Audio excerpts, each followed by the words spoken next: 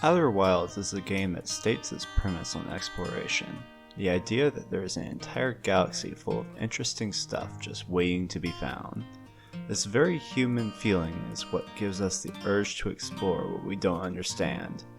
Despite this being a very basic fact, why do so many games fall short in terms of exploration? These days, if you search open world, you will find a wealth of titles talking about how expansive, immersive, or alive their games are, but I often find these titles lacking. What makes exploration an interesting and meaningful game mechanic? I think Outer Wilds approaches this topic using three main ideas: having your player in an unfamiliar setting, a reason why your player should explore, and memorable locations that don't blend together. The rules governing this galaxy are deceptively foreign. What do I mean by this? On the surface, the galaxy functions similarly to our own. Planets revolve around a central star, moons revolve around planets, and this is all due to the gravitational pull of each body. Despite this, very early we are introduced to new rules for this galaxy. In the starting area, we are introduced to a couple of strange substances: a rock that moves when you aren't looking at it, and a cloud-like substance which isn't visible to the naked eye but is incredibly dangerous. Both of these new rules will inform how the player is able to explore areas later in the game.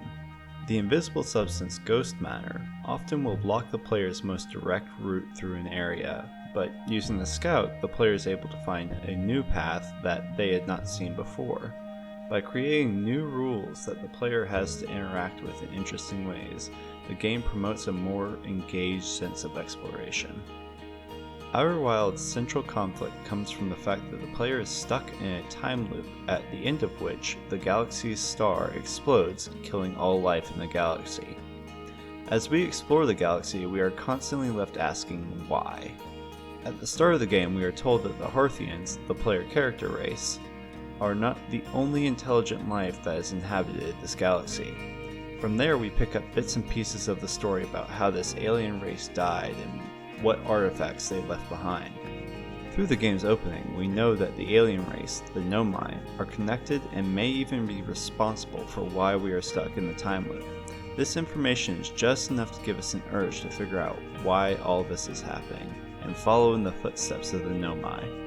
These questions give value to the player's time exploring the galaxy. You never know when you may stumble upon some ruins that reveal a new piece of the puzzle. The setting of Outer Wilds is not particularly large. The player can run around the equator of almost every planet in under a minute. So why does each location stand out as being memorable? Let's start by looking at the most forgettable planet in the game, the Attlerock. The Attlerock is the moon revolving around the starting planet of Timberhearth, and has very few standout features, but is treated almost as the game's tutorial. The moon has no atmosphere covering its surface, low gravity so landing your ship isn't terribly difficult, and if you talk to the locals you'll get some interesting narrative threads to look into. Compare this to Giant's Deep, another early target for exploration.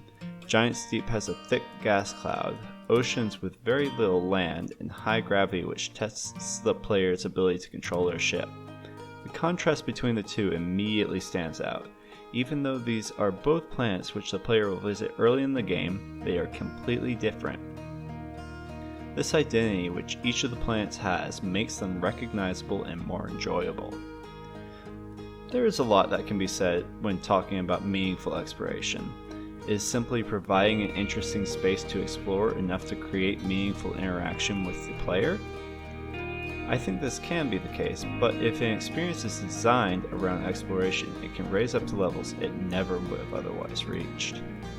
When designing a game, you must make a choice to whether or not you will be featuring exploration as a mechanic or simply a byproduct. Neither are any better than the other, but it must be a conscious choice. Hello, and thank you for sticking around this long.